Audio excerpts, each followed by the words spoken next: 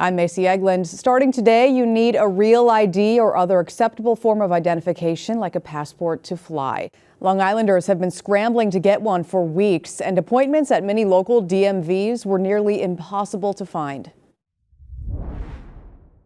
My daughter's actually heading to DMV right now to get hers. Homeland Security says travelers without the federally recognized document will face additional screening, but will not be barred from flights today. We have teams at local airports tracking the changes and what they mean for you. Go to Newsday.com for the latest.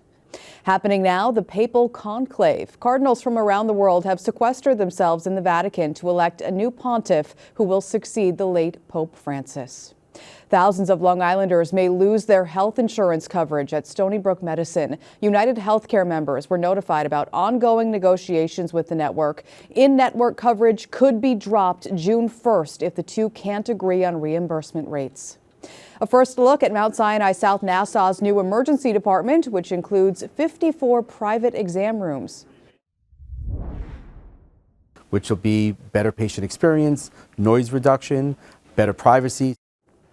This marks the first phase of the hospital's $150 million renovation.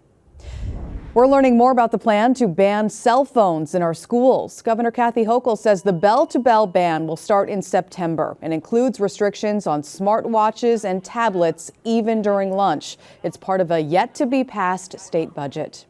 Nearly $1 billion in COVID-era education grants have been restored for New York and 16 other states. The grants had been canceled by the Department of Education earlier this year. This Hempstead teen, Addinson Goris, received the coveted Gates Scholarship. It pays for the costs of college not covered by financial aid. The NYU-bound senior was one of 750 students chosen nationwide. Congratulations. Let's take a look at your forecast now. Some spotty morning showers giving way to a pretty nice Wednesday out there. Let's take a look, starting your day with sun and clouds here at Foster Memorial Beach and Sag Harbor. Really pretty shot there. Today, highs will be in the upper 60s and low 70s across the island. Tomorrow, we do have a chance of some late rain in the afternoon. Those chances get stronger as we head into tomorrow night as you look at your futurecast there. Rain for the start of your weekend on Friday. It is looking nice for Saturday and Mother's Day on Sunday right now. A mix of sun and rain again, of course, to start next work week.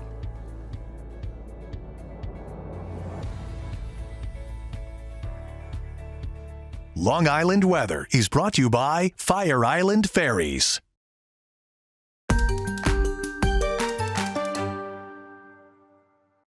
Only in Newsday, late payments from Nassau County are putting the squeeze on daycare providers. Andrew Enger explains. You know number 13? It's a typical morning at Kimberly Burke Petty's home-based daycare in West Hempstead. She has about 20 kids under her care. Most receive public funding from the Child Care Assistance Program that helps qualified families with daycare services. But Kimberly and some other daycare owners tell Newsday the Nassau County Department of Social Services, which administers the program, is months behind in the payment for the kids they serve. Right now, approximately $24,000. It's a lot of money. Yes. Yeah. That's basically 2 payments. Burke Petty says many daycares on the island are small businesses running on tight margins. Lisa Ortiz runs a daycare in Rockville Center and has had to make some tough choices after not receiving thousands of dollars in payments on time. I ended up having to reduce the amount of hours that my staff could work. I had to eliminate some of the services that I provide for parents. Ortiz and Burke Petty say when they asked Nassau DSS for answers, they got the runaround. We're told that the department was understaffed or that there were glitches in the payment system. So they took their concerns to the Nassau County Legislature. We need help to find out what's happening down there with our payments. A week later, Burke Petty received this letter from Nassau DSS. Director of Daycare Services Justine Haniff acknowledged the payment delays, which were beyond the control of this department, adding, the causes of these delays were both on a local and statewide level. The county says payment checks for services from the beginning of March have now been sent out.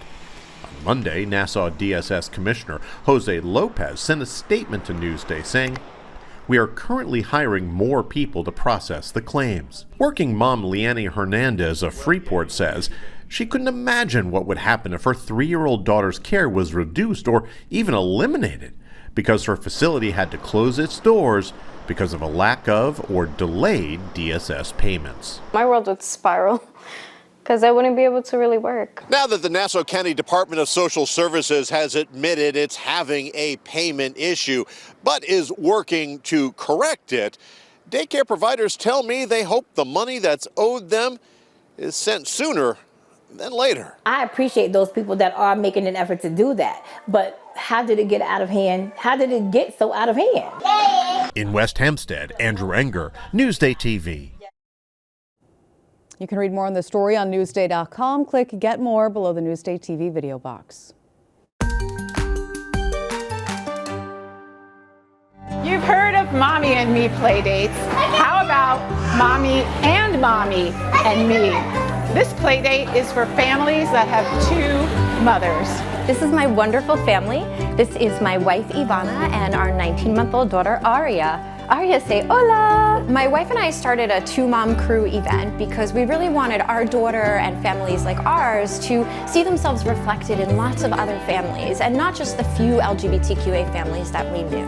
The moms say they want to bond with other moms raising young children and make new friends. Now more than ever, LGBTQA plus families need to feel supported, affirmed, and safe. And we want our children to feel safe and loved and to see lots of other children who have experiences like theirs.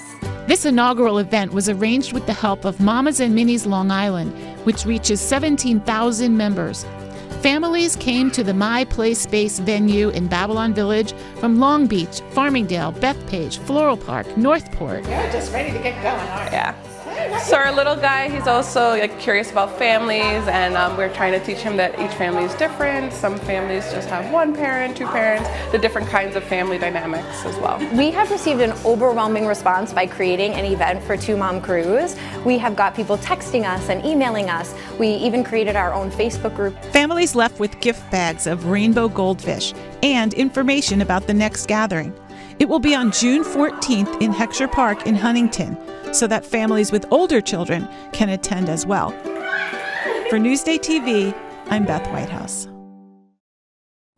And you can read more about the group on our website, Newsday.com. Click Get More below the Newsday TV video box. Only in Newsday, there are over 50,000 unlicensed drivers on Long Island who are more likely to be involved in deadly crashes. What can be done to keep you safe? Dangerous roads, unlicensed drivers, now available at Newsday.com. The Knicks are looking to stun the Celtics again. Game 2 of the Eastern Conference semifinals tonight in Boston. New York overcame a 20-point deficit to beat the Celtics in overtime in Game 1. Tip-off for Game 2 is at 7 o'clock tonight.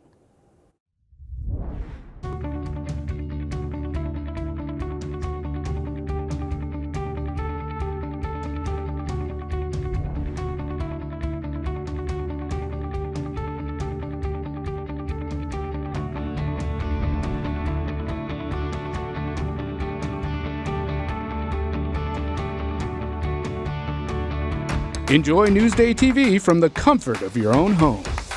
Watch Newsday TV on your favorite streaming service. Newsday, covering Long Island like no one else can. It's now easier than ever to watch Newsday TV on your TV. We are officially streaming on Local Now. You can also find us on YouTube and all of the other streaming services that you see here. I'm Macy Eglund. Thanks for watching Newsday TV.